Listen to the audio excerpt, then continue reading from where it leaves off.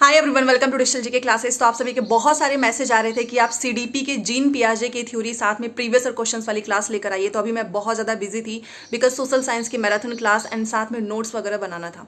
तो मैंने आप सभी के लिए सीडीपी के जीन पियाजे की जो थ्योरी है पूरी कंप्लीट उनके स्टेजेस जो है पार्ट वाइज में शूट किया था बोर्ड पे। एंड उससे रिलेटेड जो सीटेट ने जितने भी क्वेश्चन पूछे हैं वो सारे क्वेश्चन भी आपको इसमें मिलेगा।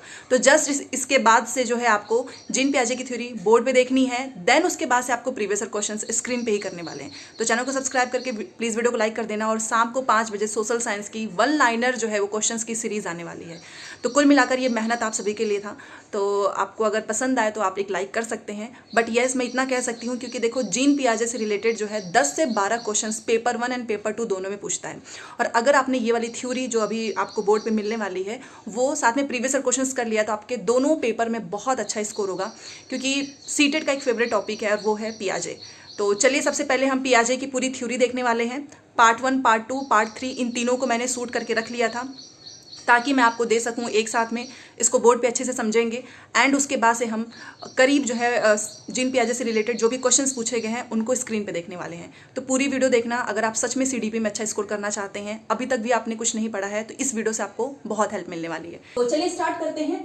फेमस जो है साइकोलॉजिस्ट हैं जीन पियाजे, जिसके बारे में आप सभी ने पढ़ा होगा। अच्छा, आप बाद में स्क्रीनशॉट भी ले सकते हैं या फिर पहले भी ले लेना, या तो सबसे बेस्ट तरीका होता है कि आप साथ में नोट्स बनाते जाओ। क्योंकि नोट्स जो होते हैं ना हमारे, वो हमेशा हमारे पास रहते हैं। पीडीएफ तो फोन खराब हो गया, पीडीएफ भी चला गया।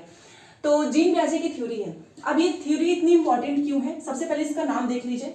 इनकी थ्योरी का नाम है theory of cognitive development. Cognitive का मतलब होता है संज्ञानात्मक, ठीक है। अभी मैं कॉग्निटिव का भी मतलब बताऊंगी। तो इनकी थ्योरी का ही नाम है कॉग्निटिव डेवलपमेंट और इनकी थ्योरी से ही क्वेश्चंस जो है पूछ लिया जाता है। तो आपको हमेशा याद रखना है कि जीन पियाजे की थ्योरी का नाम क्या है, कॉग्निटिव डेवलपमेंट या फिर संज्ञानात्मक विकास।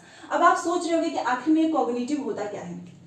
देखिए, कॉग्निटिव का मतलब अभी केवीएस का भी एग्जाम हुआ था, उसमें कॉग्निटिव से बहुत क्वेश्चन पूछा था और सीटेट के भी एग्जाम में। तो उसमें बस बेसिकली ये पूछता है कि कॉग्निटिव का जो है बेसिकली संबंध किस चीज से है। तो हमारे ब्रेन से है, हमारे दिमाग से है। मतलब जैसे आपके दिमाग में कोई भी इमेजिनेशन हो, जैसे कि अगर मैं आपको बोलूं कि ये क्या है तो आपने इस चीज को देखकर बता दिया कि ये क्या है, एक डस्टर है। क्यों? क्योंकि ये इन्फॉर्मेशन आपके दिमाग में है, मतलब आपने ब्रेन से सोच के ही तो किया। जो भी चीजें, चाहे लैंग्वेज डेवलपमेंट हो, अगर मैं आपको बोलूं कि आप इंग्लिश बोलिए तो आप पहले क्या करते हो, उसका ट्रांसलेशन करते हो। कहां से? ब्रेन में। आप उस चीज को सोचते हैं। तो कॉग्निटिव डेवलपमेंट, जो भी हम कोई भी चीजें सोचते हैं, रीजनिंग लगाते हैं, मैथ के क्वेश्चन आप सॉल्व करते हो, उसमें प्रॉब्लम सॉल्विंग आती है, कोई भी इंफॉर्मेशन जो भी हम सोचते हैं वो सब कुछ हमारे ब्रेन में होता है, जिसको हम बोलते हैं कॉग्निटिव डेवलपमेंट।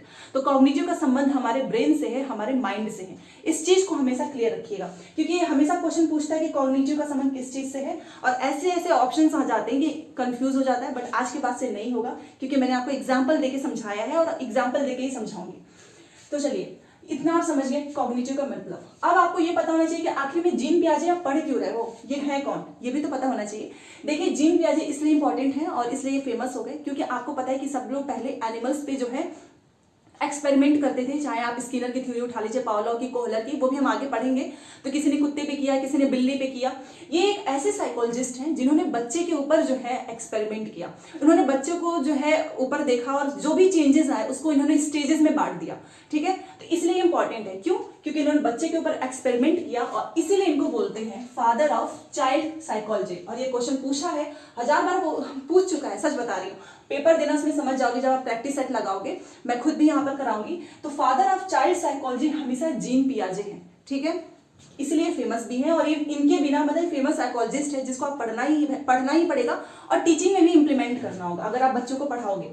तो इसलिए इंपॉर्टेंट है। और ये जीन पियाजे जो है चाइल्ड साइकोलॉजी है, इनको हम स्विस साइकोलॉजिस्ट भी कहते हैं क्योंकि इनका जन्म जो है 1896 में हुआ था स्विट्जरलैंड में, ठीक है। इतनी सारी चीजें क्लियर हो गई। अब इन्होंने क्या क्या चीजें बच्चों के बारे में बताया, उसके बाद से हम कुछ चीजें पढ़ेंगे। जैसे कि इन्होंने बोला था कि जो बच्चा है, एक बच्चा है, उसका जो थॉट प्रोसेस है, जो उसका चिंतन है, वो आयु के अनुसार बढ़ता है। आयु के अनुसार बढ़ता है, इसलिए इन्होंने अपनी थ्योरी को 4 स्टेजेस में डिवाइड किया है। Sensory motor, pre operational, concrete and formal, जो कि हम आगे पढ़ेंगे। तो इन्होंने बोला कि जो बच्चा है उसकी जो सोच होती है ना, उसमें क्वालिटेटिव चेंजेस आते हैं, गुणात्मक चेंजेस आते हैं जैसे जैसे वो बड़ा होता है। कि 2 साल का बच्चा, 4 साल का बच्चा, तभी तो फॉर्मल वाले में उन्होंने बताया कि बच्चे जो हैं परिकल्पनात्मक जो है उसके माध्यम से भी सोच लेते हैं, रीजनिंग लगा लेते हैं। तो तो इनका मतलब था कि एज के अकॉर्डिंग बच्चों का जो चिंतन है उसमें क्वालिटेटिव चेंजेस आते हैं, ये इन्होंने बोला। और ये पूछा भी जाता है क्योंकि इनको जो है, इन्होंने क्या चीज बोला कि इन्होंने हेरिडिटी को इंपॉर्टेंस दी है, इन्होंने जो है एनवायरमेंट को इंपॉर्टेंस नहीं दिया। इन्होंने ये बोला कि जो भी जीन्स होते हैं हेरिडिटी होते हैं, उसकी वजह से बच्चे का विकास होता है, स्टेजेस में डिवाइड कर दिए। इन्होंने एनवायरमेंट को उतना क्या इंपॉर्टेंस दिया ही नहीं कि बच्चे अपने सराउंडिंग से सीख लेते हैं। इन्होंने बोला कि बच्चा खुद सीख लेता है, जैसे जैसे वो बढ़ता जाता है, तभी स्टेजेस में डिवाइड कर दिया है। तो इन्होंने हेरिडिटी को इंपॉर्टेंस दी है, ये बात हमेशा याद रखना। अब देखो, बच्चे की जो सोच होती है वो वयस्कों से अलग होती है, वयस्क मतलब एडल्ट, बट अमाउंट में सेम होता है। और ये चीज मैंने यहाँ पर इसलिए नोट किया है क्योंकि ये क्वेश्चन हमेशा पूछता है, हम लोग कंफ्यूज हो जाते हैं। अब मैं आपको इसको एक अच्छे एग्जांपल से समझाना चाहूंगी।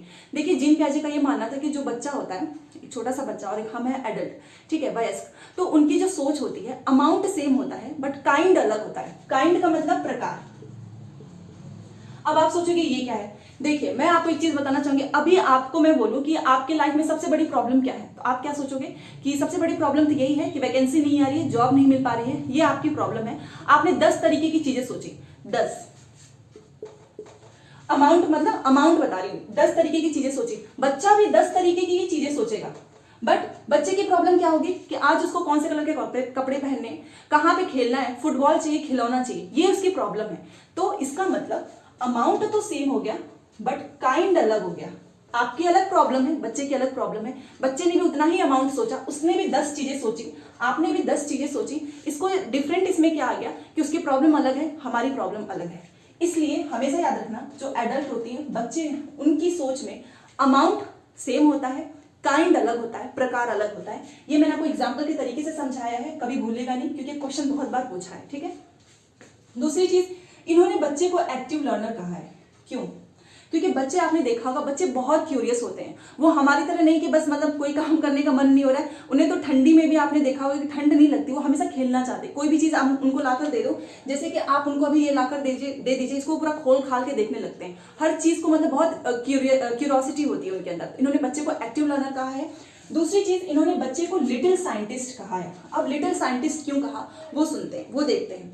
मान लो उन्होंने बच्चे को लिटिल साइंटिस्ट क्यों कहा, जैसे कि आपने ये बच्चे को दिया, बच्चे को नहीं पता है कि ये डस्टर है, इससे हम मिटाने का काम करते हैं। तो बच्चा पहले इसको कार समझ लेगा, ठीक है, वो इसे खेलने लगेगा। उसके बाद से आधे घंटे के बाद देखना इसके सारे पुर्जे निकले रहेंगे और वो पहले तो इसको बहुत एकदम से कंफ्यूजन से देखेगा कि अरे ये क्या है, अच्छा क्यों। साइंटिस्ट भी तो ऐसे ही, मतलब वो हमेशा इसको क्यूरियोसिटी से क्यूरियस होकर देखते हैं। इसलिए इन्होंने क्या कहा है, बच्चे को एक लिटिल साइंटिस्ट का, कि बच्चे हमेशा कुछ ना कुछ सोचते ही रहते हैं कि अच्छा ये क्या है, पूरा खोल खाल के देखेंगे, ठीक है। ये हो गया।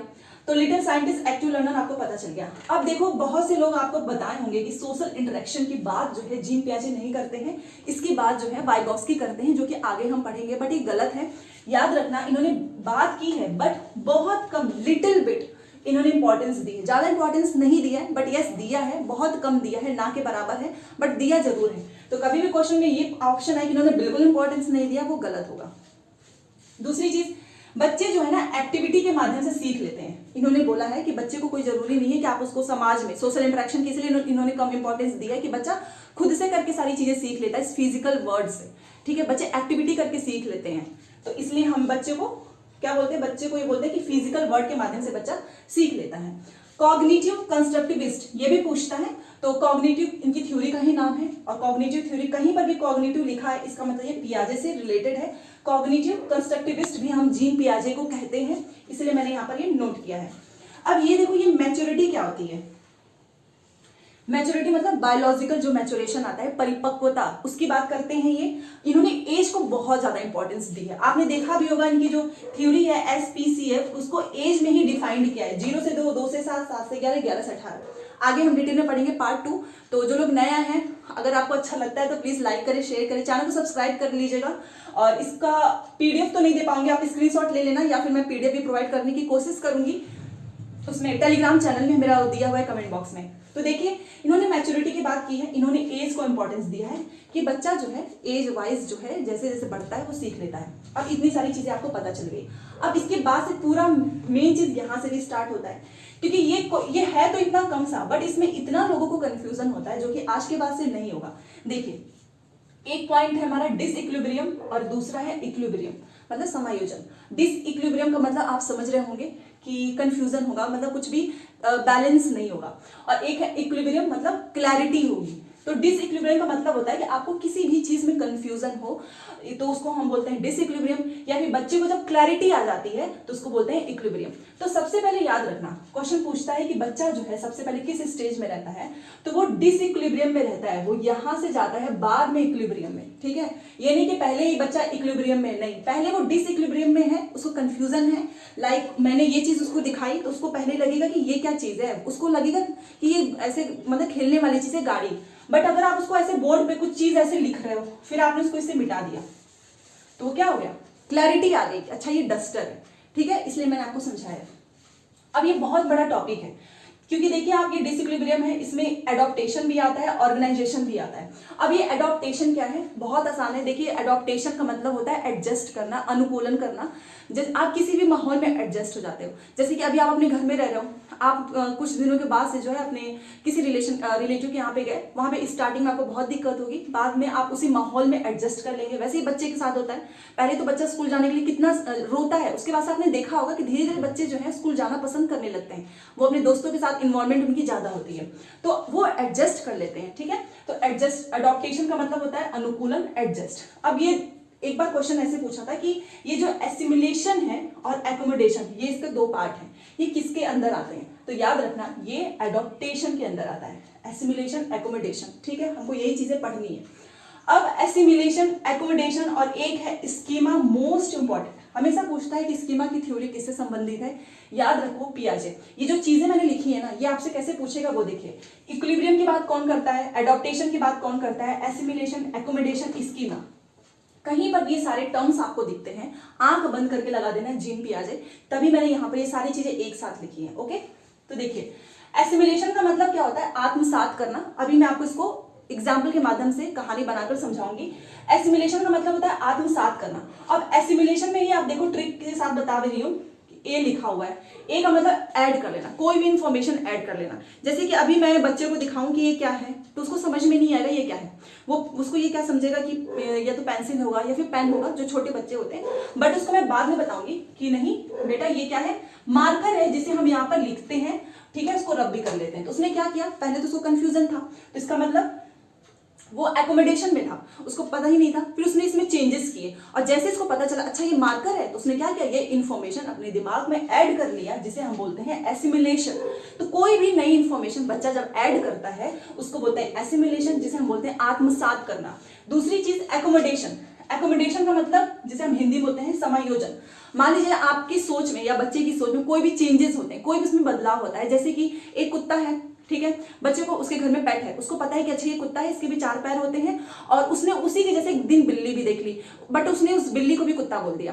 तो इसमें क्या है, तो बट उसको लगा कि जब उसने मतलब आवाज निकाली तो फिर उसको लगा अरे ये तो कुत्ते की आवाज नहीं, ये तो बिल्ली की आवाज है। फिर बताया होगा किसी ने कि देखो इसकी आवाज ये है, 4 पैर है, बट फिर भी कुत्ते और बिल्ली में उसने आपने डिफरेंसेस समझाए, तो उसने क्या किया, बच्चे ने उस इन्फॉर्मेशन को ऐड कर ली कि 4 पैर वाले का मतलब ये नहीं है कि वो क्या है, कैट है, सॉरी डॉग, मतलब वही कैट है, डॉग, जो भी आप एग्जांपल देके समझाओगे। तो आप जो भी बच्चा मानो इन्फॉर्मेशन ऐड करता है कि नहीं ये बिल्ली है, तो बिल्ली वाला जो कॉन्सेप्ट है उसने क्या कर लिया, ऐड कर लिया अपनी स्कीमा में। कोई भी चीज आप जो स्टोर करते हो अपनी स्कीमा में करते हो, तो वो जो हम ऐड किए वो हमारा हो गया एसिमिलेशन। और आपने मॉडिफाई किया पहले, मतलब आपकी जो सोच है उसमें चेंज किया, बदलाव किया, मॉडिफिकेशन किया। आपका जो पूर्व ज्ञान है, पूर्व ज्ञान क्या था कि वो कुत्ता है क्योंकि उसके घर में था। फिर उसने क्या किया, उसको एक नई सूचना मिली, क्या कि नहीं इसकी तो आवाज अलग है, कुत्ते का आवाज अलग है, बिल्ली का आवाज अलग है, तो वो नई सूचना मिली। उसने फिर क्या किया, उसमें बदलाव किया, संशोधन किया, संशोधित किया। जब आपने बताया तो उसने संशोधित किया, तो वो जो बदलाव, ये सारी चीजें किस में आती हैं, एकोमोडेशन में आती है। सिंपल से एक चीज याद रखो, जब भी कोई संशोधन की बात हो, मॉडिफिकेशन की बात हो, चेंज की बात हो, वो हमेशा हमारे एकोमोडेशन में आता है। क्योंकि हमारे दिमाग में, हमारी स्कीमा में जो चीजें कॉन्सेप्ट बन चुकी है, अगर मैं इसको बोलूँ कि ये जो है मार्कर नहीं पेन है, तो आप मुझे करेक्ट करोगे कि नहीं ये मार्कर है, तो मैंने क्या किया, इसमें संशोधन किया, मॉडिफाई किया, तब तक तो मैं एकोमोडेशन में थी। फिर उसके बाद मैंने इसको ऐड कर लिया अपनी स्कीमा में, तो वो हमारा चला गया एसिमिलेशन में, ठीक है। अब आप बार बार स्कीमा सोच रहे हो क्या है। देखिए स्कीमा जो है जीन पियाजे का बहुत इंपॉर्टेंट ये जो है कॉन्सेप्ट है। स्कीमा का मतलब होता है कि कोई भी इंफॉर्मेशन, एक सिंगल इंफॉर्मेशन भी आपके दिमाग में है, उसका जो एक संगठित रूप है, ऑर्गेनाइजेशन, जो कि आप यहाँ पर देख रहे होंगे ऑर्गेनाइजेशन, कोई भी बहुत सारी इन्फॉर्मेशन होगी, बहुत सारे ज्ञान होंगे, बहुत सारे स्किल होगा, डांस जैसे आप कर लेते होंगे, आपको बहुत सारे लैंग्वेजेस बोलने आते हैं, वो सारी इन्फॉर्मेशन जो हमारे दिमाग में होती है उसे हम बोलते हैं स्कीमा। और ये स्कीमा जो है उसका एक संगठित रूप होता है, मतलब ऑर्गेनाइज्ड रूप होता है। ठीक है, आपको पता होता है कि कौन कौन सी चीजें, जैसे कि अगर मैं आपसे पूछूं कि आपको कौन कौन से लैंग्वेज आते हैं, कौन कौन से गाने आते हैं, कौन कौन सा डांस का फॉर्म आता है, क्या क्या चीजें आपको आती है, तो ये सारा मिक्स नहीं, आपने इसको ऑर्गेनाइज्ड तरीके से आपके दिमाग में है कि अच्छा गाने में ये चीजें मुझे आती हैं, लैंग्वेज में ये चीजें आती हैं, डांस का ये फॉर्म आता है, तो सारा ऑर्गेनाइज्ड है। ठीक है, बट ये स्टोर कहाँ पे है? हमारे ब्रेन में है, और ब्रेन में जो है एक सिंगल इंफॉर्मेशन भी स्कीमा के अंदर आता है। तो आप समझ गए होंगे, इंफॉर्मेशन का पैकेट है पूरा, मतलब पूरा भंडार है हमारे स्कीमा में। ठीक है, तो मैंने आपको बता दिया। और एक चीज याद रखो, एसिमिलेशन मैंने आपको समझा दिया, ऑर्गेनाइजेशन भी उसी को बोलते हैं, जो इन्फॉर्मेशन है उसका एक संगठित रूप, मतलब आपने अलग अलग चीजें, अभी मैंने आपको जो सिंगर का एग्जांपल दिया वो सारी चीजें वो ऑर्गेनाइज्ड हैं, और जो भी चीजें इन्फॉर्मेशन है वो स्कीमा के अंदर है, मतलब स्कीमा में है। तो कॉग्निटिव का मतलब भी आपको समझ में आ गया, एडॉप्टेशन का भी मतलब आपको समझ में आ गया होगा सारी चीजें। डिसइक्विलिब्रियम का मतलब कोई भी कंफ्यूजन होता है तो बच्चा पहले डिसइक्विलिब्रियम में ही होता है, उसके बाद से जब उसकी क्लैरिटी आ जाती है तो वो इक्विलिब्रियम में पहुंच जाता है। एडॉप्टेशन का मतलब एडजस्ट करना, एक बार बता रही हूँ, और इसके अंदर आता है एसिमिलेशन, एकोमोडेशन। एसिमिलेशन में आपने इस जो है पॉइंट को अपने दिमाग में स्टोर कर लिया कि नहीं इसको मार्कर बोलते हैं, तो वो आपने ऐड कर लिया। और अगर आपको कंफ्यूजन था, जैसे कि वो कुत्ते बिल्ली के एग्जांपल में हमने समझा, तो आपने उसमें बदलाव किया, पूर्व ज्ञान प्लस नई सूचना प्लस संशोधन किया, तो हमारा एकोमोडेशन में है। फिर उसके बाद से जो भी ज्ञान, सूचना, कौशल, जो भी इंफॉर्मेशन, एक सिंगल इंफॉर्मेशन भी हमारे दिमाग में स्टोर है, पूरा पैकेट है वो इंफॉर्मेशन का, उसे हम बोलते हैं स्कीमा। तो आई होप मैंने आपको सारी चीजें अच्छे से समझाने की कोशिश की होगी। फिर भी अगर आपको देखिए, आपको पता है कि इन्होंने कॉग्निटिव डेवलपमेंट पे जो दिया हुआ है, इनकी थ्योरी का नाम है, जो कि आपको पता होना चाहिए। तो आखिर में इन्होंने स्टेज क्यों दिया, ये भी तो आपको पता होना चाहिए ना। तो आपको पता है कि पियाजे ने जो है एज को, मतलब बायोलॉजिकल मैचुरेशन को ज्यादा इंपॉर्टेंस दिया है। इनका मानना है कि जैसे जैसे बच्चे बड़े होते हैं, एज के अकॉर्डिंग उनका जो ब्रेन है जो वो डेवलप होता है, तो उन्होंने कॉग्निटिव डेवलपमेंट को इसी के अकॉर्डिंग एक्सप्लेन किया है बहुत अच्छे से, क्योंकि इसका स्टेजेस का एक आधार है। अगर आपसे कोई भी पूछे कि आखिर में इसका आधार क्या है, तो वो है एज के अकॉर्डिंग बच्चे का जो थिंकिंग है, जो थॉट प्रोसेस है, उसको इन्होंने डिफाइन किया है कि 2 साल का बच्चा जो है क्या क्या चीजें कर सकता है, 2 से 7 साल का बच्चा क्या क्या कर सकता है। तो एज के अकॉर्डिंग इन्होंने हर एक चीज डिफाइन की है, जो कि मैं आपको समझाने वाली हूँ एक एक टर्म्स को। और अगर आप इसका स्क्रीनशॉट लेना चाहें तो आप ले लीजिएगा, क्योंकि यही एग्जाम में पूछता है, एक एक पॉइंट जो है जो मैंने लिखा हुआ है एग्जाम में पूछा हुआ है। ठीक है, तो चलिए स्टार्ट करते हैं। देखिए, सबसे पहले हम सेंसरी मोटर करेंगे। आपको पता है कि इनकी जो पहली स्टेज है वो सेंसरी मोटर है, जिसे हिंदी में बोलते हैं संवेदी पेशी अवस्था, जो कि है 0 से 2, मतलब जन्म से 2 साल। अब आखिर में ये सेंसरी मोटर का मतलब नाम का कुछ तो मतलब होगा ना, तभी तो उन्होंने रखा है। तो आप देख रहे होगे कि एक है सेंसरी, दूसरा है मोटर। आपने मोटर एबिलिटीज भी पढ़ा है, वो मैंने पढ़ाया है, जिसमें मैंने 2 तरीके, एक gross motor, fine motor. Fine motor का मतलब क्या होता है कि आप मतलब अपने मसल से कोई भी काम करते हैं, चाहे लार्ज मसल से हो, चाहे मैंने ये पेन को पकड़ा हुआ है, तो ये क्या है, फाइन मोटर स्किल्स है। अगर मैं रनिंग करूंगी तो वो मेरा ग्रॉस मोटर स्किल्स होगा, क्योंकि लार्ज मसल्स उसमें यूज हो रहे हैं। और यहाँ पर अभी मैं लिखते टाइम मेरे जो फिंगर्स पे मैंने ऐसे पकड़ा हुआ है, तो ये फाइन मोटर है। तो इन्होंने बताया कि जो बच्चा है 0 से 2 साल का, वो बहुत छोटा है। ठीक है, तो वो एबिलिटीज मतलब मोटर जो मसल्स के माध्यम से करता तो है, कोई भी काम करता है, बट वो सब कुछ जो है सेंसेस पे आधारित होता है, मतलब इंद्रियों पे, कोई चीज पकड़ के, उसको छू कर, टच करके, सुनकर, सब कुछ उसके सेंसेस पे डिपेंड होता है। तो सेंसरी मोटर जो कि 0 से 2 साल है, आपको नाम से अब क्लियर हो गया होगा, इसमें जो भी एक्टिविटीज होगी वो इंद्रियों पे आधारित होगी, मतलब सेंसेस पे बेस्ड होगी। अब पहला जो है आपने लिखा है मैंने, एक्टिविटी जो भी होता है वो सेंसेस पे बेस्ड होता है। और कल मैंने आपको बताया था पियाजे के अकॉर्डिंग बच्चा कुछ भी एक्टिविटी करता है फिजिकल वर्ल्ड में, जो आसपास की चीजें होती हैं उसके थ्रू, तो इसमें एक्टिविटी भी करेगा तो वो सेंसेस पे ही बेस्ड होंगी, क्योंकि नाम ही है इनका सेंसरी मोटर। अब दूसरा है कि रिफ्लेक्स एक्शंस। ये क्या होता है, देखिए ये जो रिफ्लेक्स एक्शन है ये इसी में समाप्त भी हो जाता है, ये पूरी लाइफ नहीं रहता है। वो कैसे, इसका मतलब मैं आपको पहले समझा देती हूँ। मान लो एक जो है न्यू बेबी जो है बॉर्न हुआ है, जस्ट अभी आपने देखा होगा कि उनके मतलब वो हाथ पैर, अगर आप जैसे ही अपना हाथ जो है उनके ऐसे रखोगे तो तुरंत पकड़ लेते हैं ऐसे। मान लीजिए कोई भी सामान आप जो है उनके हाथ में ऐसे रखोगे तो उनका हाथ जो है ना अपने आप बंद हो जाता है। वो जानबूझ के ऐसा नहीं करते, ये सारी चीजें खुद से होती हैं। इसीलिए जो रिफ्लेक्स एक्शन है, और आपने देखा होगा कि बच्चे के सामने कोई भी चीज़ आए, जैसे जैसे वो थोड़ा सा बड़ा होता है तो वो आपने देखा होगा कि हमेशा अपना अंगूठा जो है चूसता ही रहता है मुंह में, या फिर कोई भी सामान पड़ा है आप उसको ये भी दोगे, कोई भी खिलौना, उसको तुरंत वो अपने मुंह में डालने लगता है। तो ये रिफ्लेक्स एक्शन में आता है, बट ये समय के साथ खत्म हो जाता है, इसी में खत्म भी हो जाता है, तो उसको बोलते हैं रिफ्लेक्स एक्शन। तो जब भी आपसे पूछा जाए कि रिफ्लेक्स एक्शन जो है किस में एंड होता है, तो वो है सेंसरी मोटर। और इसका मतलब भी मैंने आपको बता दिया, ये अपने आप होता है, बच्चा जानबूझ के नहीं करता है, कोई भी चीज़ है वो तुरंत ऐसे बंद कर लेता है, चाहे अंगूठा चूसना हो या कोई भी सामान अपने मुंह में डालना हो। तो ये है रिफ्लेक्स एक्शन। अब एक एक टर्म का मतलब ध्यान से समझना, क्योंकि जब एग्जाम में क्वेश्चन आएगा तो आपको बस इसे टिक नहीं करना, आपको समझ में पता रहेगा तो आप आसानी से सही कर पाएंगे, ठीक है। दूसरा है इमिटेशन। आपको पता है इमिटेशन का मतलब होता है नकल करना, और जब बच्चे जो है किसी दूसरे की नकल करते हैं, इट मीन्स कि उनका जो मेमोरी है वो डेवलप हो रहा है। वो कैसे? अब मैं इसका एक एग्जांपल दूंगी, आपके घर में भी बच्चे ऐसा करते होंगे। अगर आपके पेरेंट्स जो है आर्मी में है, बीएसएफ में है, पायलट में है, तो बच्चा जो है अगर जैसे कि वो जय हिंद बोल रहे हैं तो आपने देखा कई बार बच्चे वो एक्टिंग करते हैं। क्यों? अपने घर के आसपास के, उनकी दादी मम्मी कोई टीचर है तो वो भी ऐसे चश्मा लगा लेते हैं, छड़ी ले लेंगे, ऐसे किताब लेके पढ़ाने लगते हैं। तो वो सारी चीजें क्या होती है? इमिटेशन होती है। तो वो बच्चा ये कर रहा है, इसका मतलब ये नहीं कि वो बस बेफिजूल कर रहा है, उसकी जो मेमोरी है ना वो डेवलप हो रही है। अगर उसके घर में कोई उसकी मम्मी पायलट है तो पायलट की जैसे एक्टिंग करेगा, मतलब कि वो सुबह सुबह में रेडी होना, बैग लेना, फिर जाना, वो सारी चीजें बच्चे करने लगते हैं, चाहे कोई भी हो, ठीक है, घर में। तो ये भी हो गया इमिटेशन। इसका मतलब होता है मेमोरी डेवलप हो रही है। अब आपसे एक क्वेश्चन पूछा जाता है गोल ओरिएंटेड बिहेवियर, और एक होता है ऑब्जेक्ट परमानेंस, मतलब वस्तु स्थायित्व का गुण आ जाना, जो कि 1000 बार पूछा जा चुका है कि ये किस में आता है। फिर भी लोग कंफ्यूज हो जाते हैं। आज के बाद से आप इसलिए नहीं होगे, क्योंकि मैं इसको एक एग्जाम्पल के थ्रू समझाऊंगी कि आखिर में ये क्या होता है। मान लो ऑब्जेक्ट परमानेंस, एक छोटा सा बच्चा ले लेते हैं, 6 महीने का ले लेते हैं, ठीक है। तो आप उसके सामने कोई भी खिलौना रखो, मान लीजिए ये एक टॉय है, ठीक है, आप उसके सामने ऐसे रखो, आप उसको दे दीजिए तो बच्चा खेलेगा, फिर आप तुरंत इसको ऐसे वहां से हटा लीजिए, ऐसे छुपा लीजिए, तो उसको पता भी नहीं चलेगा, वो रोएगा भी नहीं, नहीं आपसे मांगेगा।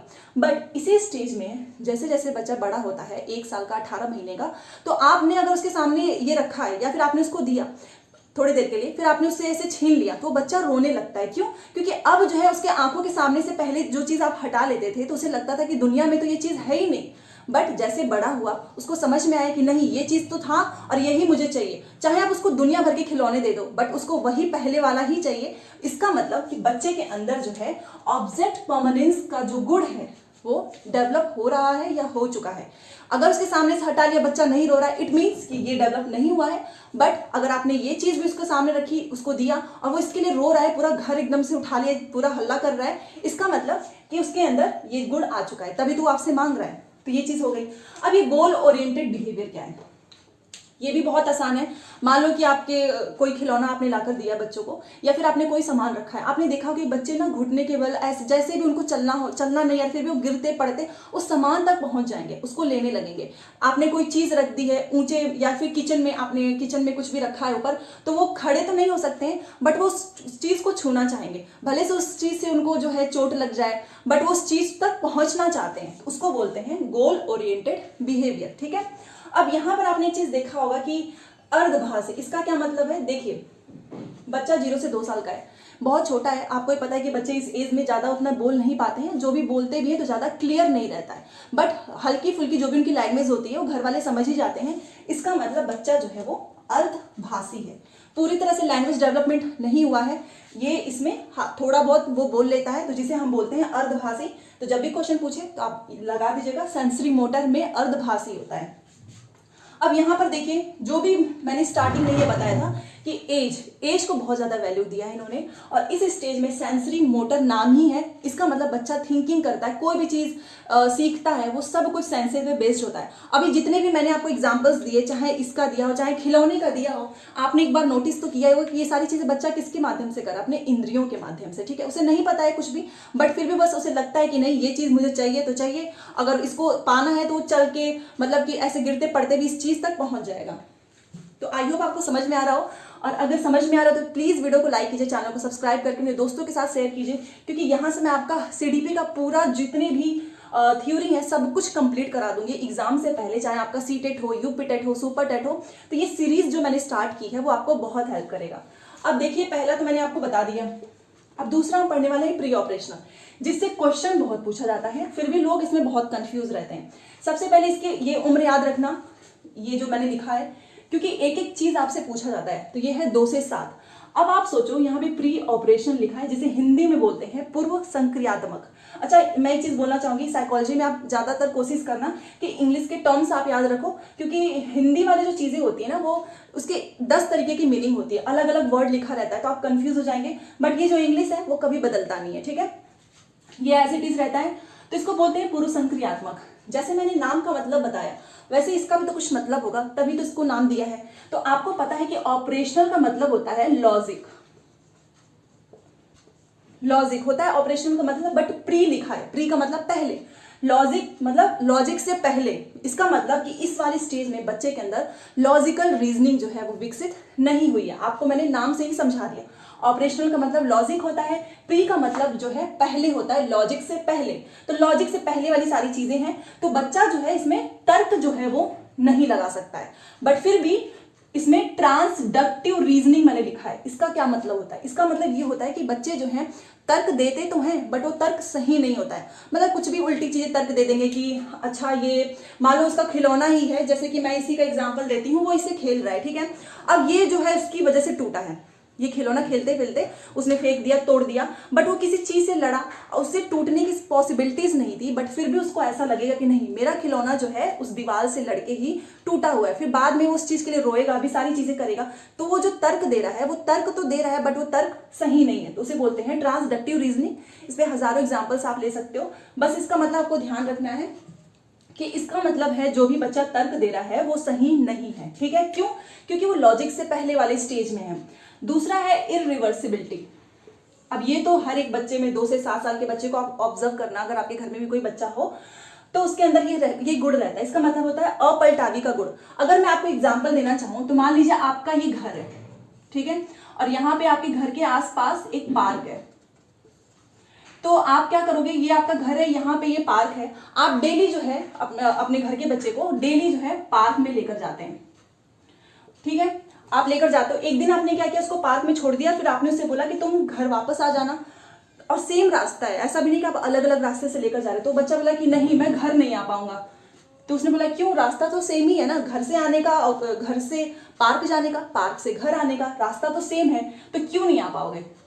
इट मीन्स कि उसके अंदर जो है इरिवर्सिबिलिटी वाली गुण जो है अभी नहीं आई है। आप उसको अकेले चाहे कहीं भी, उसके घर के बगल में जो है, अगर उसके दोस्त के भी घर पे लेकर जाओ, रास्ता सेम हो तो चला तो जाएगा, बट वहां से रिटर्न नहीं आ पाएगा, वापस नहीं आ पाएगा।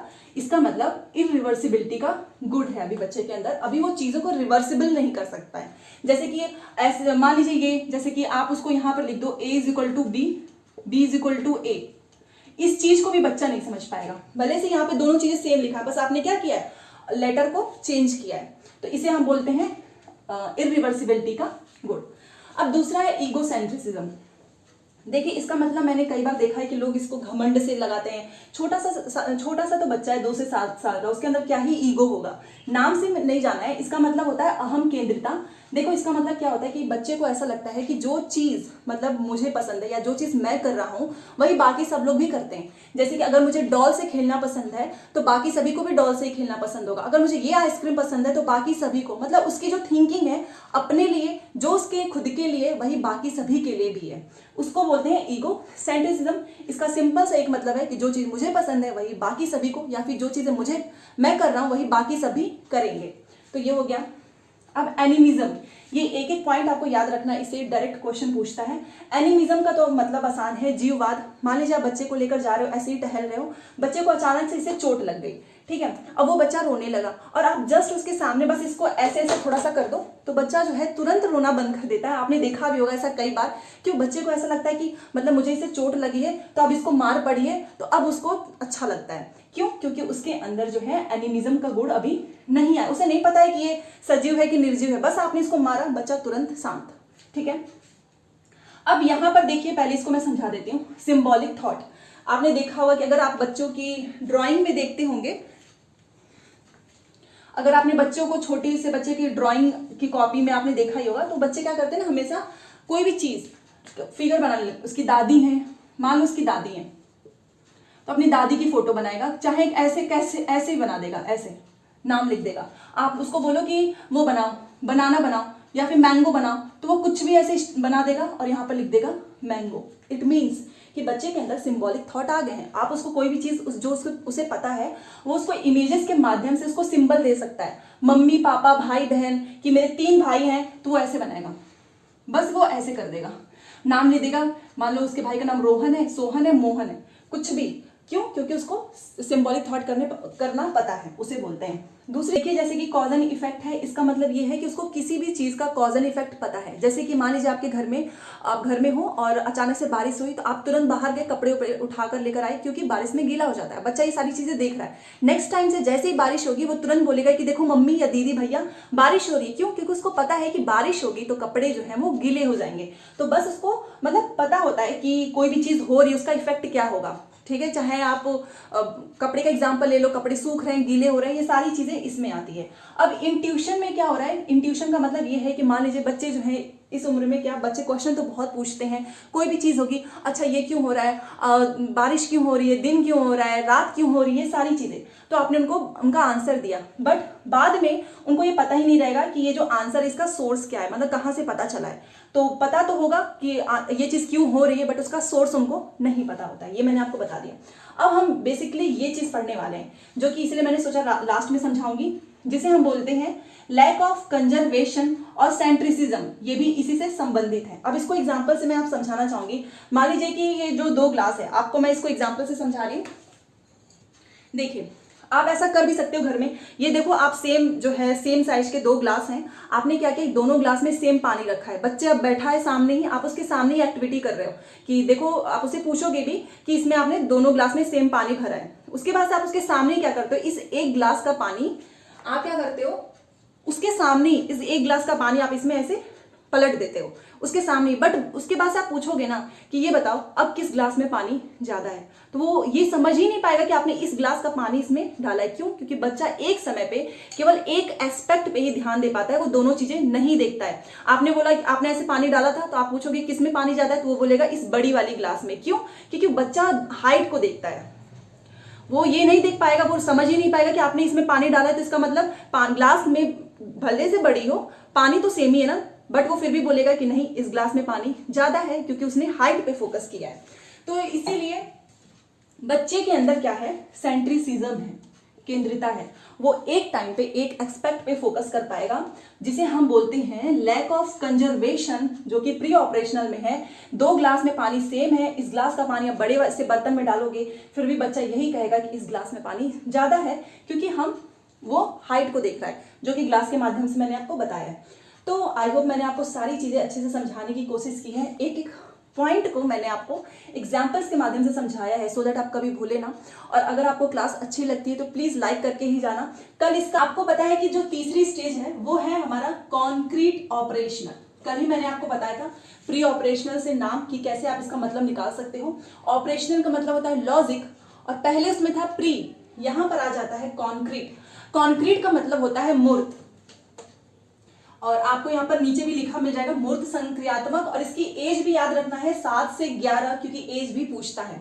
अब आप मुझे बताओ, ऑपरेशनल का मतलब होता है लॉजिक और कॉन्क्रीट का मतलब होता है मूर्त। इट मीन्स कि बच्चे के सामने जो चीजें होगी, मतलब अगर मैं बच्चे के सामने ये मार्कर रखूंगी तो वो इसके बारे में बता सकेगा। अगर मैं इसको हटा लूं और फिर मैं उसे पूछूंगी तो वो यहाँ पर अपना कोई भी तर्क नहीं दे सकता है।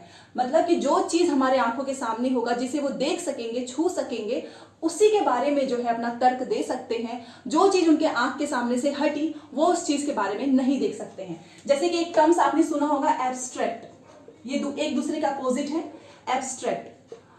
कॉन्क्रीट का मतलब कि आंखों के सामने होना चाहिए, बच्चा देख सके, सुन सके, तभी वो लॉजिक दे सकता है। एब्स्ट्रैक्ट का मतलब है कि अगर आपके आंखों के सामने मार्कर नहीं भी है, फिर भी मैं आपसे पूछूं मार्कर हो गया या डस्टर, आप तुरंत उसके बारे में मेरे को बता सकते हो कि हाँ ये है, आपको पता है कि ये क्या है, मार्कर है, और इसके बता सकते हैं कि अच्छा इस पे लिखते हैं, व्हाइट बोर्ड पे, इसको मिटा भी सकते हैं। तो आई होप आपको समझ में आ गया होगा कॉन्क्रीट एंड ऑब्स्ट्रैक्ट। बट यहाँ पर हम पढ़ने वाले हैं किसके बारे में, कॉन्क्रीट के बारे में। तो कॉन्क्रीट का मतलब कि आंखों के सामने होना चाहिए। तो बच्चे क्या कर सकते हैं, इस पे लॉजिक दे सकते हैं। रीजनिंग मतलब तर्क लगा सकते हैं। जो भी चीजें बच्चा जो भी तर्क देगा वो उसके आंखों के सामने होना चाहिए, तभी जाकर उस पर जो भी लॉजिक है, जो भी तर्क वो दे सकता है। मैंने आपको एग्जांपल बता ही दिया। अब एक चीज है इसमें रिवर्सिबिलिटी। देखिए कुछ चीजें आपको अगर आपने पहले की क्लास नहीं देखी होंगी तो आपको कंफ्यूजन हो सकता है, इसलिए 2 पार्ट जरूर देखना, क्योंकि जो टर्म्स यहाँ पर दिए हैं मैंने इसको कल डिटेल में एक्सप्लेनेशन किया है, फिर बार बार वही चीज दोहराकर आपका टाइम नहीं वेस्ट करना चाहती हूँ। तो रिवर्सिबिलिटी क्या होता है, कल मैंने आपको एक चीज यहाँ पर एग्जाम्पल दिया था कि ए जो है इज इक्वल टू बी और B is equal to A, but बच्चा ये समझ नहीं पाएगा कि ये दोनों बराबर है। क्यों? क्योंकि उसके मतलब प्री ऑपरेशनल की बात बता रही हूँ, उसमें बच्चा ये नहीं सोच सकता था कि ये दोनों बराबर हैं। वो ये समझ ही नहीं पाएगा कि a इक्वल टू बी है, बस इसको चेंज कर दिया है लेटर को, b इक्वल टू a, ये दोनों बराबर है। प्री ऑपरेशनल में वो नहीं समझ सकता था, बट यहाँ पर रिवर्सिबिलिटी की गुण आ जाती है, अपलटावी का गुण आ जाता है। मतलब कि उसमें मैंने आपको कल एक एग्जाम्पल दिया था कि आप बच्चे को डेली जो है पार्क लेकर जाते हो और यहाँ पर आपका घर है, आपने बोला एक दिन आप उसको छोड़कर आ गए और आपने बोला कि तुम घर चले आना, तो उसने क्या बोला, नहीं मैं नहीं आ सकता हूँ। क्यों? क्योंकि वहां पर इरिवर्सिबिलिटी थी। बट इस स्टेज में बच्चे के अंदर रिवर्सिबिलिटी का गुण आ जाता है। तो ये कल एग्जाम्पल मैंने आपको डिटेल में समझाया है। दूसरी चीज है डिसेंट्रिज्म। ये क्या है? विकेंद्रता। आपको पता होगा कि कल मैंने आपको एक चीज बहुत अच्छे से ग्लास के माध्यम से समझाया था, कंजर्वेशन, जो कि प्री ऑपरेशनल में लैक ऑफ कंजर्वेशन के माध्यम से होता है। बट यहाँ पर बच्चे की सोच में कंजर्वेशन आ जाता है। क्यों? क्योंकि कल अगर आपने देखा होगा, अगर मैं आपको एग्जांपल देकर यहीं पर समझाना चाहूं कि कल मैंने आपके सामने 2 ग्लास रखा था और एक बड़ी ग्लास, मैंने बच्चे के इस दोनों ग्लास में सेम पानी है, इस छोटे ग्लास का पानी बड़े ग्लास से पलट दिया है, तो भी बच्चा बोलता है कि ये बड़ा है। क्यों? क्योंकि उसके अंदर जो है सेंट्रेशन है, मतलब वो सारी चीजों पे फोकस नहीं कर सकता है, वो केवल वन एस्पेक्ट पे फोकस करेगा कि इसकी हाइट ज्यादा है। बट इस स्टेज में आते आते बच्चे के अंदर डिसेंट्रिसिज्म आ जाता है, मतलब विकेंद्रता। अब वो हर एक एस्पेक्ट पे फोकस करेगा, वो ये भी देखेगा कि ग्लास बड़ी है, वो ये भी देखेगा कि इसी ग्लास का पानी इसमें डाला गया है, इट मीन्स कि इस बड़े ग्लास में पानी डालने का मतलब ये नहीं है कि ये ग्लास जो है उसमें पानी ज्यादा होगा। क्यों? क्योंकि उसने हर एक एस्पेक्ट पे फोकस किया है। इट मीन्स कि डिसेंट्रिज्म, विकेंद्रता का गुण आ चुका है। तो कल वाली क्लास मोस्ट इंपॉर्टेंट है। तो यहीं से कंजर्वेशन जो है बच्चे की सोच में आना स्टार्ट हो जाता है। प्री ऑपरेशनल में कंजर्वेशन की कमी है, बट यहाँ पर बच्चे के अंदर कंजर्वेशन है, और कंजर्वेशन का मतलब यही इसी को बोलते हैं, मैंने एग्जाम्पल से समझाया था। अब दूसरी चीज यहाँ पर आप देखिए, एक लिखा है क्लासिफिकेशन, सीरिएशन, और आपसे ये एग्जाम में कैसे पूछेगा वो भी मैं आपको बताना चाहूंगी। वो क्या पूछते हैं, डायरेक्ट क्वेश्चन ऐसे पूछता है कि कंजर्वेशन कौन सी स्टेज में है। तो याद रखना कंजर्वेशन कब आ जाता है, कॉन्क्रीट में आता है। पूछेगा क्लासिफिकेशन कौन से स्टेज में है, कॉन्क्रीट में। यहाँ पर जो एक एक लाइन लिखी है ना, ये बस ऐसे ही नहीं लिखा है, ये पूछा हुआ है क्वेश्चन, ठीक है। तो देखिए क्लासिफिकेशन का मतलब, मैं यहाँ पर मैंने कुछ डायग्राम्स लिया है, तो यहाँ पर बच्चा आइडेंटिफाई कर सकता है, क्लासिफाई कर सकता है कि ये पूरा राउंड है, सर्कल है, इसमें 3 लाइन बनाई गई है, इसमें 4 लाइन है, इसमें 6 लाइन है, इसमें वो काउंट करके 1 2 3 4 5, इसमें 5 है। और भी आप एक एक शेप में, जैसे कि मान लो यहाँ पर आपने इस बॉक्स में रेड लिख दिया, इस बॉक्स में आपने ब्लू लिख दिया, तो भी बता सकता है बच्चा कि ये लाल कलर का है और ये नीले कलर का है। तो ये सारी चीजें बच्चे के अंदर डेवलप हो जाती है, जिसे बोलते हैं क्लासिफिकेशन। दूसरी चीज है सीरिएशन। अब आप यहाँ पर सोचोगे कि सीरिएशन क्या होता है। आपने भी देखा होगा हम छोटे बच्चों को कैसे पढ़ाते हैं, क्योंकि उनको बहुत सारी चीजें आप एक ही बार डिफिकल्ट लेवल पे नहीं समझा सकते हैं। तो सीरिएशन के लिए आप बच्चों को बोलते हैं कि ये कोई सामान है, इसको तुम बड़े से छोटा, ठीक है, फिर छोटे से बड़े क्रम में लगाओ, तो बच्चे आराम से इस स्टेज में कर लेंगे। इसीलिए मैंने यहाँ पर सबसे बड़ा, फिर छोटा, फिर उससे छोटा, फिर सबसे छोटा।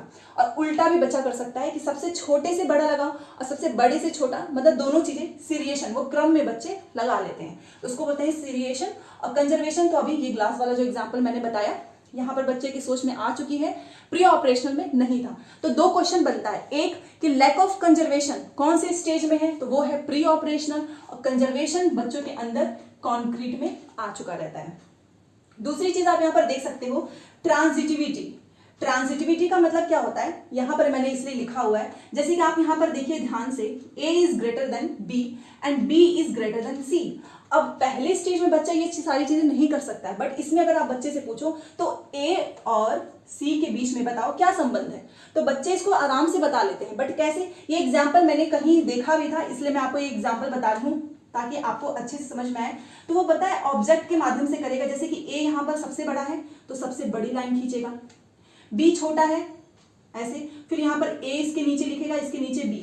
अब किसके बीच में बताना है हमको, A और C के बीच में बताना है, तो वो क्या करेगा, मान लीजिए वो इस बी को लाइन को ऐसे ढक लेगा, फिर यहां पर लाइन क्या खींच देगा, सी, क्योंकि आपको भी पता है कि वो फिर आराम से बता सकता है कि इसमें से कौन सी लाइन जो है सबसे बड़ी है, कौन सी लाइन सबसे छोटी है। बट यहाँ पर जैसे हम तो बिना लाइन के भी कर सकते हैं, बट यहाँ पर वो ऑब्जेक्ट के माध्यम से करेगा, तो जो भी चीजें पूछना हो वो आराम से एक चीज को बंद करके बता सकता है कि देखो ये लाइन सबसे बड़ी है, इसमें बी का छोटा है, फिर इसको ढक के बताएगा इसमें बी सबसे बड़ा है, यहाँ पर ये सी छोटा है। ऐसे वो ऑब्जेक्ट्स को ढक कर भी बता सकता है।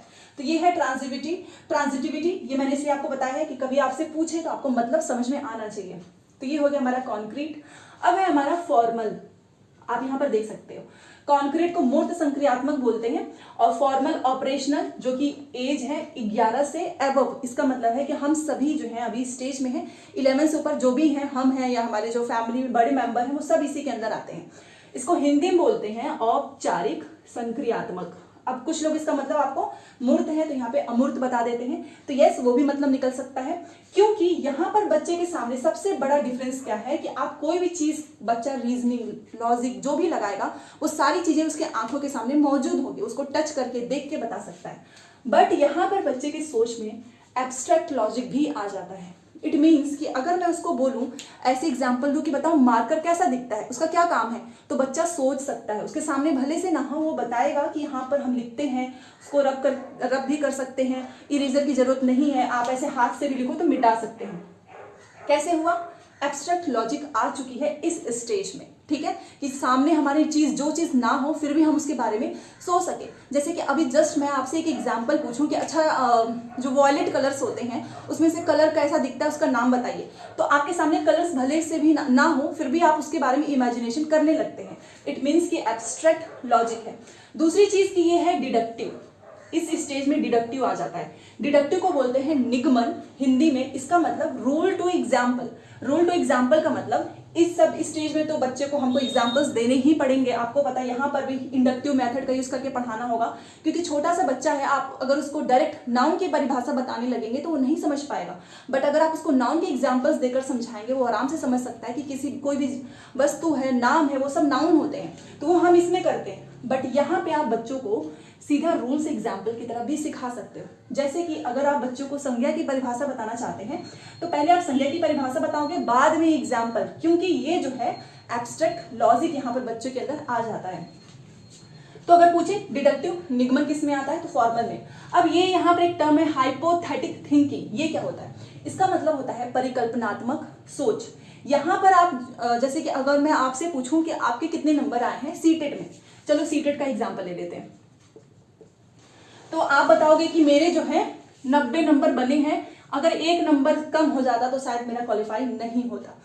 तो आपसे मैं पूछूंगी कि अच्छा ये बताओ नंबर क्यों इतना बना, क्या तुमने पढ़ाई नहीं की है, या फिर जहां से तुमने पढ़ाई की वहां पे आपको कंटेंट अच्छा नहीं मिला, टीचर ने अच्छे से नहीं पढ़ाई, या फिर आपको सही गाइडेंस नहीं मिला, क्या चीज है? तो आप जो क्यों का रीजन सोचने लगते हो ना कि ये चीज क्यों हुई है, वो आता है हाइपोथेटिक, मतलब परिकल्पनात्मक सोच आने लगता है। हम अपने आप से क्वेश्चंस करते हैं, हम पूछते हैं कि आखिर में, अभी सीटेट का रिजल्ट भी आपने देखा होगा कि सीटेट का पेपर उतना टफ नहीं आता, फिर भी इतने सारे बच्चे क्यों फेल हो जाते हैं। वो जो चीज आप फाइंड करते हो ना क्यों, वो होता है हाइपोथेटिक थिंकिंग।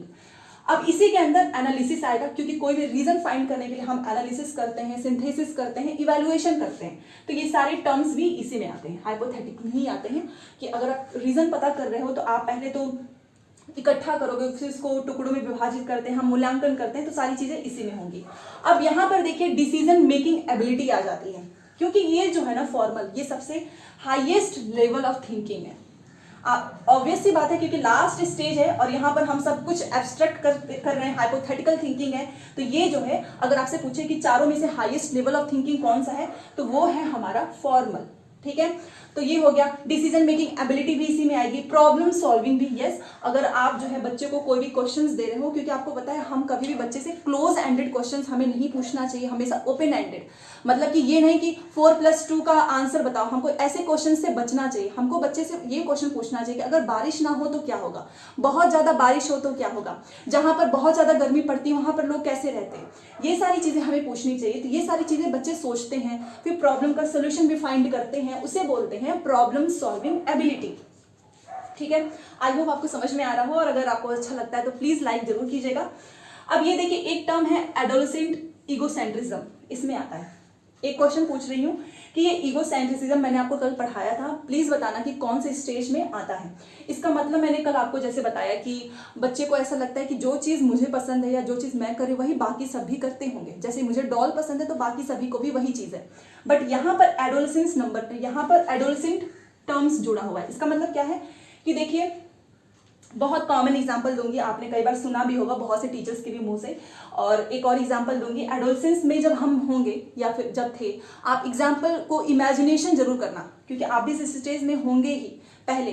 तो इसमें क्या होता है कि हमको, जैसे कि बच्चे, जब हम छोटे बच्चे थे तो उस टाइम पे हमको अपनी इमेज की कुछ भी उल्टा सीधा, कोई भी कपड़े बना दे, चोटी बना दे, तेल लगा दे, उतना हमें फर्क नहीं पड़ता था। हम आराम से निकल जाएंगे, खेल आएंगे, इवन शादी वगैरह में भी चले जाते हैं। और अभी इस स्टेज में आकर हमको इतना फर्क नहीं पड़ता कि क्या पहना है। क्यों? क्योंकि हमको पता है हमारी फर्स्ट प्रायोरिटी क्या है, हमारी जॉब। बट जब हम एडोलेसेंस रहते हैं उस टाइम पे अगर आपके बालों में बहुत ज्यादा तेल चिपड़ दिया जाए और बोला जाए कि चलो आज शादी में जाने से पहले बाल जरूर धुलोगे, क्यों? क्योंकि आप नहीं चाहोगे कि आपकी इमेज जो है, आपको ऐसा लगे कि अरे लोग क्या सोचेंगे कि ये कितना गंदा लग रहा है, भले से लोग आपको देखे भी ना। दूसरा, मान लीजिए आप शादी में गए, आप खाना खा रहे हो, और ये एग्जाम्पल बहुत सुना होगा आपने, तो कुछ लोग आपको देख रहे होंगे तो आपको ऐसा लगेगा कि वो तो मुझे ही घूर रहा है, भले से वो आपके पीछे रखी हुई आइसक्रीम चाट वगैरह देख रहे हो, ठीक है। वो हंसेंगे तो आपको लगेगा कि वो आपकी बुराइयां कर रहे हैं, चुगली कर रहे हैं, मजाक उड़ा रहे हैं, वो आपके बारे में बात कर रहे हैं। और ऐसा कुछ नहीं होता है, आपको बस लगेगा कि इस पूरे मतलब शादी में हमारे पे ही सबसे ज्यादा फोकस हो रहा है। मे बी वो खाने की बातें कर रहे हो कि वो खाते हैं, इसके बाद से कुल्फी खाएंगे। तो ये एडोलेसेंस में चीजें आती हैं कि अपने आप को लेकर हम बहुत ज्यादा जो है कॉन्शियस रहते हैं कि ये ड्रेस पहन के जाएंगे।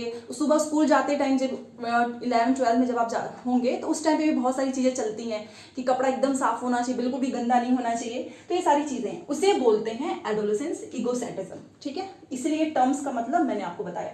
दूसरा है हाइपोथेटिक डिडक्टिव। हाइपोथेटिक अभी मैंने आपको बताया कि आप हर चीज का रीजन फाइंड करते हो, बट यहाँ पर मैंने डिडक्टिव लॉजिक भी लगा दिया।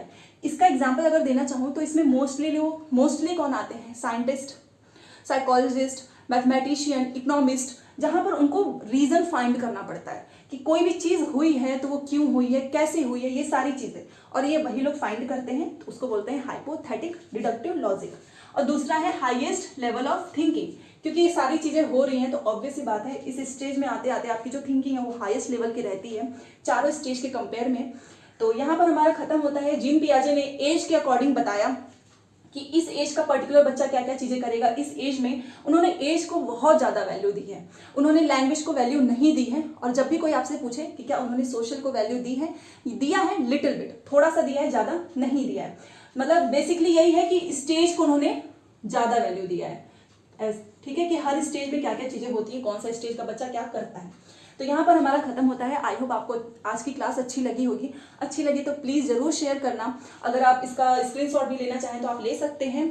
और जीन पियाजे का जो हमारा टॉपिक था उसके थ्योरी मैंने 3 पार्ट में करा के पूरा कंप्लीट करा दिया है। अब जीन पियाजे से रिलेटेड जो भी क्वेश्चंस अभी तक सीटेट ने पूछा है उन सभी को डिस्कस करते हैं। लास्ट में आप मुझे स्कोर बताना, एंड प्लीज चैनल को सब्सक्राइब करके वीडियो को प्लीज़ लाइक कीजिए। आप लोग लाइक नहीं करते हो, आप सभी के लिए पूरा एफर्ट है। और हाँ, एक चीज़ मैं बता रही हूँ कि आज हमारी जीन पियाजे से रिलेटेड क्वेश्चन है, फिर कल जो है मैं आपको वाइगॉस्की की थ्योरी कराऊंगी। वाइगॉस्की की थ्योरी के बाद से हम एक एक थ्योरी पढ़ेंगे, फिर उससे रिलेटेड क्वेश्चंस करेंगे। इससे आपका पूरा कॉन्सेप्ट क्लियर हो जाएगा, ठीक है। तो चलिए स्टार्ट करते हैं। टेलीग्राम इंस्टाग्राम का भी लिंक आपको मेरे कमेंट बॉक्स में भी मिल जाएगा, आप ज्वाइन हो सकते हैं। देखिए, ये क्वेश्चन आपका अभी जस्ट पूछा हुआ है, जो आपका जनवरी में पेपर था ना ऑनलाइन वाला।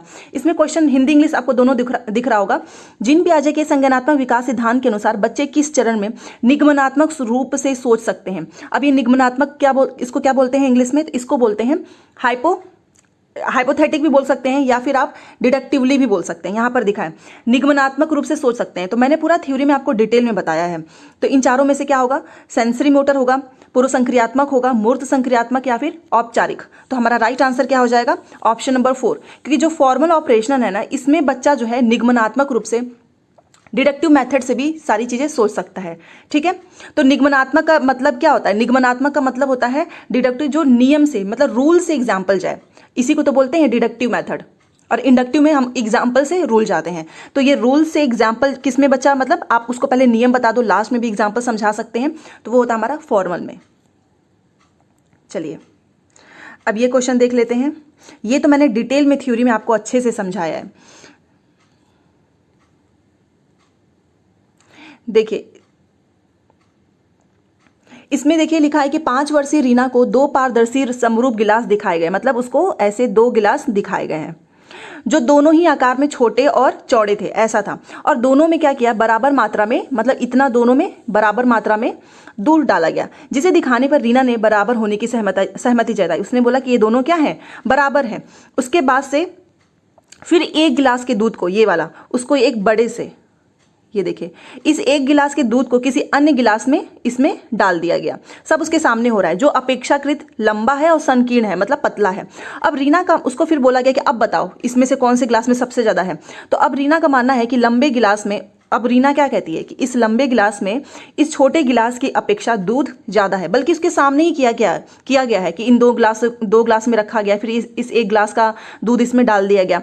तो आखिर में उसने ऐसा क्यों कहा, क्योंकि दूध तो सेम है ना, बस इसको इसमें डाल दिया गया है। फिर भी उसने ये कहा है कि लंबे गिलास में छोटे गिलास की अपेक्षा दूध ज्यादा है। तो ये ऐसा क्यों होता है, तो जीन पियाजे के सिद्धांत के अनुसार यह क्या दर्शाता है, तो ये दर्शाता है विकेंद्रीकरण में कठिनाई, जीववादी सोच, लाक्षणिक या फिर कल्पनात्मक। तो ये दर्शाता है विकेंद्रीकरण में कठिनाई, क्योंकि उस दोनों सेम ग्लास में इसी ग्लास का पानी जो है इसमें डाला गया, सॉरी दूध, बट फिर भी वो ऐसा क्यों नहीं बता पाई कि दोनों बराबर हैं। इसलिए क्योंकि एक समय पे बच्चा किसी एक पक्ष पर ही जो है ध्यान दे पाता है, इस एज में वो जो है पूरा प्रोसेस है इस पर फोकस नहीं कर पाता है। विकेंद्रीकरण में उसको कठिनाई होती है क्योंकि उसकी सोच में क्या होता है, सेंट्रेशन होता है, केंद्रीयता होता है। अगर विकेंद्रीकरण होता उसकी सोच में तो आराम से बता सकता था, बट कठिनाई है विकेंद्रीकरण में। ठीक है, तो ऑप्शन नंबर 1 देख लीजिए इंग्लिश का भी, डिफिकल्टीज इन डिसेंटरिंग। एनिमिज्म तो जीववाद के बच्चे रोते हैं, किसी मान लीजिए ये जो है टेबल है, इससे चोट लग गई तो आप इसको मारेंगे तो बच्चा चुप हो जाएगा, मतलब एनिमिज्म है, सजीववाद है। ठीक है, हाइपोथेटिकल तो आपको पता ही है, जो इनका फॉर्मल ऑपरेशन है जिसमें बच्चे जो हैं परिकल्पना भी कर लेते हैं, उनको रूल से एग्जाम्पल भी आप उनको समझा सकते हैं। तो चलिए अब ये क्वेश्चन देखते हैं, सारे क्वेश्चन पूछे हुए हैं। इसमें देखिए, इस क्वेश्चन में क्या पूछ रहा है कि जीन पियाजे के संज्ञानात्मक विकास के सिद्धांत के अनुसार अध्यापक को किस अवस्था में क्रमबद्धता से संबंधित प्रश्न हल करने के लिए देना चाहिए। जो सीरिएशन से संबंधित जो है प्रश्न बच्चों को किस अवस्था में करने को देना चाहिए हल करने के लिए, तो चारों ऑप्शन है। तो आपको ही पता है संवेदी होगा नहीं क्योंकि सेंसेस के माध्यम से सीखता है, प्री ऑपरेशनल भी नहीं होगा, औपचारिक भी नहीं, क्योंकि मैंने आपको CCS पढ़ाया हुआ है, क्लासिफिकेशन, और C का आप मुझे बताइए, कंजर्वेशन हो गया, सीरिएशन। तो सीरिएशन के प्रश्न हम किस में बच्चों कराते हैं, मूर्त संक्रियात्मक में। मैंने कॉन्क्रीट, C से मैंने ट्रिक भी बताई थी, तो ये हो गया हमारा मूर्त संक्रियात्मक, जिसे इंग्लिश में बोलते हैं कॉन्क्रीट ऑपरेशनल। ठीक है, आप क्वेश्चन भी देख सकते हैं पूरा। चलिए अब ये क्वेश्चन देख लेते हैं।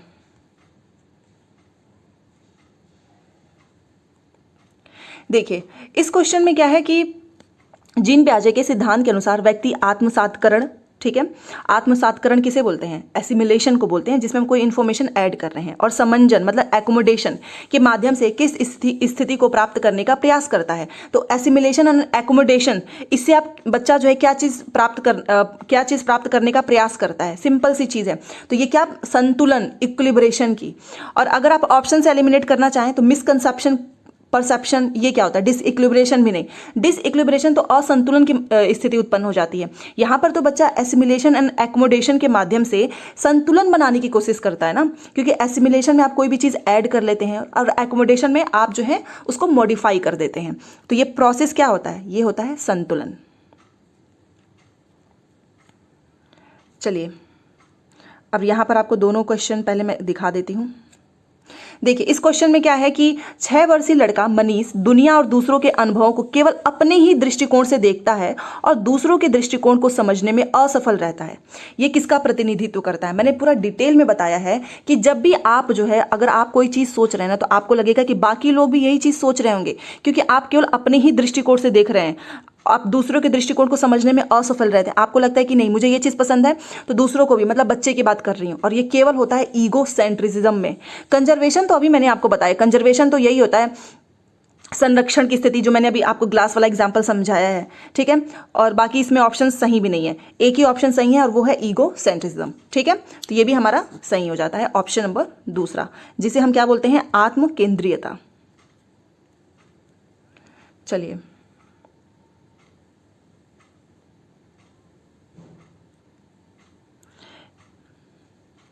ये देखिए क्वेश्चन।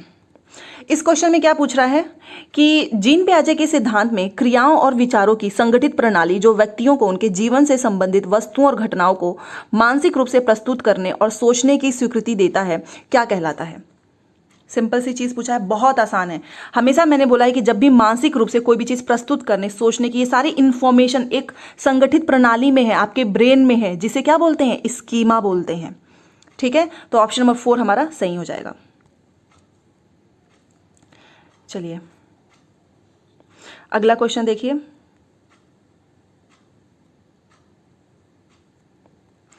देखिए इसमें, इस क्वेश्चन में क्या है, जीन पियाजे के संज्ञानात्मक विकास के सिद्धांत के अनुसार किस चरण पर अधिकतर बच्चे दूसरों के दृष्टिकोण को समझने में विशेषता कठिनाई महसूस करते हैं? अब वहां पर तो आपका वो वैज्ञानिक तरीका से पूछा था ना, अभी जो ईगोसेंट्रिज्म बता रहे थे, बट ये चरण की बात कर रहे हैं। किस चरण पर अधिकतर जो बच्चे हैं वो दूसरों के दृष्टिकोण को समझने में वो बहुत कठिनाई महसूस करते हैं? देखिए, पोस्ट कन्वेंशनल तो कोलबर्ग की थ्योरी है, ये तो होगा ही नहीं। प्री ऑपरेशनल और कॉन्क्रीट में से इसी में से कोई एक होगा।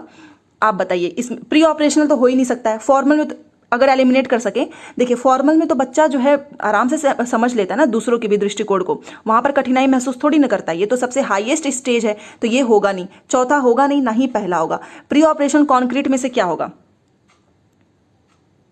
तो ये हो, यहां पर हमारा राइट आंसर हो जाएगा। थ्योरी में मैंने आपको डिटेल में बताया है, इसका राइट आंसर है प्री ऑपरेशनल, क्योंकि यहां पर बच्चा तर्क भी नहीं लगा सकता है। कॉन्क्रीट में तो क्लासिफिकेशन है, कंजर्वेशन है, सीरिएशन है, बच्चे जो है तर्क करने लगते हैं, बट मूर्त तरीके से करते हैं, ठीक है ना। बट प्री ऑपरेशनल में बच्चे को कठिनाई महसूस होती है, ठीक है। देखिए ये क्वेश्चन क्या है, जीन पियाजे के संज्ञानात्मक सिद्धांत के अनुसार किस चरण पर बच्चे जटिल समस्याओं के समाधान में तर्क का इस्तेमाल करने में सक्षम हो जाते हैं? तो ये तो बहुत आसान है, सबसे हाईएस्ट स्टेज होता है। कॉम्प्लेक्स से कॉम्प्लेक्स चीजों पे भी बच्चा जो है तर्क करना स्टार्ट कर देता है, और वो है फॉर्मल ऑपरेशनल, जिसे हम बोलते हैं औपचारिक संक्रियात्मक। ये तो आसान है। अब ये क्वेश्चन देखिए। देखिए इस क्वेश्चन में क्या पूछ रहा है कि बच्चे जब नई जानकारी से सामना करते हैं तो वे अपनी मानसिक संरचनाओं, स्कीमा का संशोधन कर लेते हैं। तो जीन पियाजे की शब्दावली में यह प्रक्रिया क्या कहलाती है? ये तो अभी मैंने आपको थोड़ी देर पहले बताया कि कोई भी चीज मॉडिफाई करना हो, संशोधन करना हो, उसके लिए जीन पियाजे ने कौन सा टर्म यूज किया है? एकोमोडेशन। और एसिमिलेशन में तो आप नई इंफॉर्मेशन को ऐड करते हो। चलिए अब ये हमारा अगला क्वेश्चन देखिए।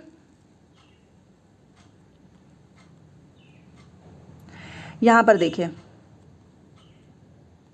जीन पियाजे के सिद्धांत में इस प्रक्रिया को क्या कहते हैं जब कोई बच्चा मौजूदा स्कीमा के संदर्भ में नई वस्तुओं या घटनाओं को देखता है? तो आप उसको क्या बोलेंगे? कोई भी नई चीज देख रहा है, देखिए स्कैफोल्डिंग होगा नहीं, क्योंकि स्कैफोल्डिंग की बात वाइगोस्की करते हैं। मेटाकॉग्निशन में तो आप खुद के विचारों को खुद को समझने की चीजें करते हैं।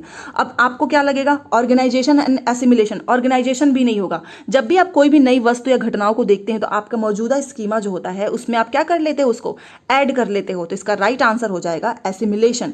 आप उसमें उसको आत्मसात करते हैं, ठीक है। एक चीज और बताऊंगी, ये सीटेट का एक पेपर है, हिंदी इंग्लिश के ना ऑप्शन में बहुत भरपूर गलतियां होती हैं, तो आप हमेशा इंग्लिश वाले आंसर को मानकर टिक करना, क्योंकि सीटेट हिंदी वाला आंसर नहीं मानता है वो, क्योंकि कई बार इसमें सही चीज लिखी होती है, इसमें गलत लिखा रहता है, ठीक है। चलिए अब ये क्वेश्चन देख लेते हैं। यहाँ पे ब्लैंक है, में बच्चे विभिन्न प्रकार की समस्याओं को सुलझाने के कौशल पा लेते हैं परंतु निगमनात्मक सोच नहीं कर पाते हैं। ये तो अभी मैंने आपको बताया, कॉन्क्रीट होगा। कॉन्क्रीट में क्या होता है कि बच्चे समस्याओं को सुलझा तो लेते हैं, बट निगमनात्मक सोच तो उनकी फॉर्मल ऑपरेशनल में आती है ना। फॉर्मल सबसे हाईएस्ट है, इसमें वो इंडक्टिव मेथड से सोचते हैं, आगमनात्मक सोच से, जिसमें हम एग्जाम्पल से रूल जाते हैं। तो ऑप्शन नंबर दूसरा हमारा सही हो जाएगा। चलिए सारे हम जीन पियाजे के ही क्वेश्चन कर रहे हैं। देखिए लिखा है कि जीन पियाजे के सिद्धांत के अनुसार अगर एक स्कीम संतुष्ट परिणाम नहीं दे रहा है तो क्या उत्पन्न होता है? अभी मैंने आपको बताया था कि if scheme does not produce a satisfying result, अगर कोई भी चीज जो है आपको सेटिस्फाइंग रिजल्ट प्रोड्यूस नहीं कर रहा है तो वहां पर असंतुलन की स्थिति उत्पन्न हो जाती है, जिसे बोलते हैं डिसइक्विलिब्रेशन, असंतुलन। चलिए अब ये क्वेश्चन देख लेते हैं 5।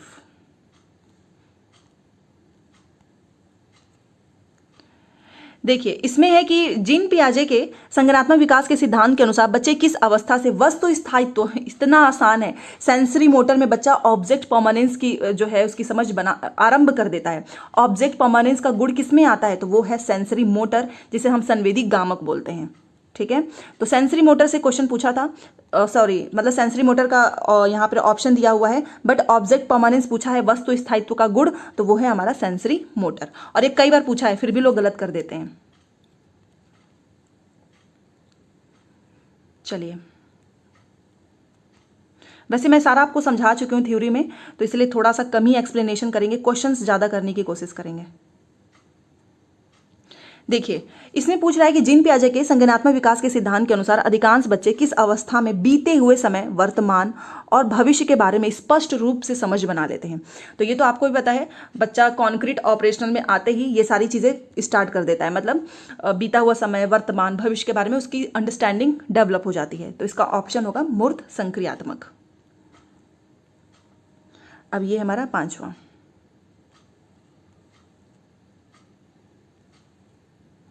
देखिए, जीन पियाजे के सिद्धांत में चिंतन की बुनियादी निर्मितियों को किस रूप में जाना जाता है। ये क्वेश्चन पूछा है, किस रूप में जाना जाता है, इसका इंग्लिश भी आपको मैं दिखाना चाहूंगी। देखिए, इसमें क्या लिखा है कि in Jean Piaget's theory the basic building blocks of thinkings are refer to as, तो उसको स्कीमा बोलते हैं। स्कीमा का मतलब ये होता है कि बहुत सारी इंफॉर्मेशन, बिल्डिंग ब्लॉक्स मतलब कि पॉकेट ऑफ इंफॉर्मेशन, ये सब स्कीमा को ही कहते हैं। बहुत सारा इंफॉर्मेशन आपके ब्रेन में होता है जिसे हम स्कीमा कहते हैं, और स्कीमा की बात पियाजे करते हैं। कोर्स कॉन्सेप्ट की बात नहीं किया है इन्होंने। ठीक है, तो इसका राइट आंसर याद रखना। चलिए,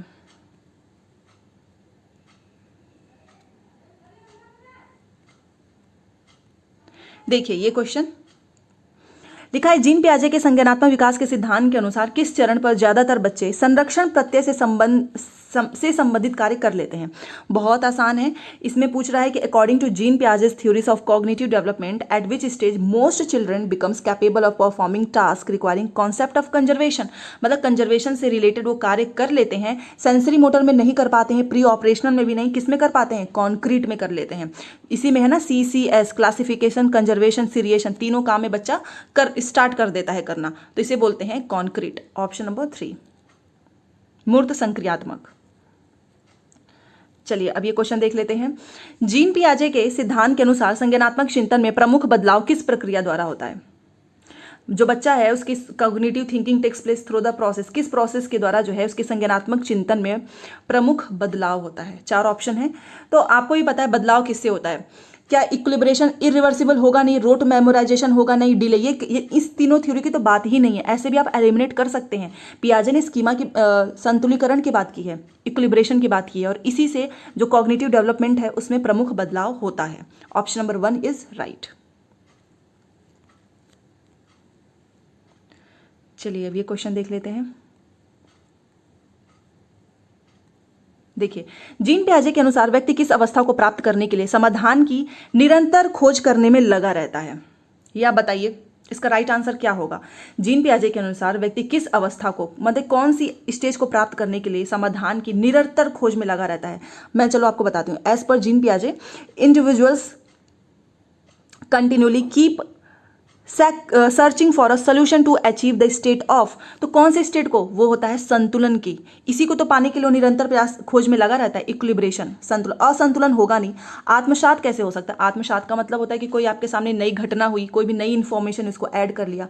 एकोमोडेशन का मतलब होता है कि आप पुरानी स्कीमा में आपने क्या कर दिया, संशोधन कर दिया। तो इसका राइट आंसर क्या हो जाएगा, ऑप्शन नंबर 1। देखिए, ऐसे ऐसे क्वेश्चन पूछे हुए हैं।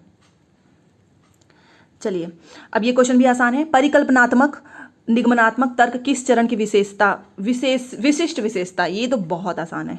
फॉर्मल ऑपरेशनल, इसी में तो बच्चा निगमनात्मक परिकल्पनात्मक रूप से सोचना स्टार्ट कर देता है। So option number 2। चलिए,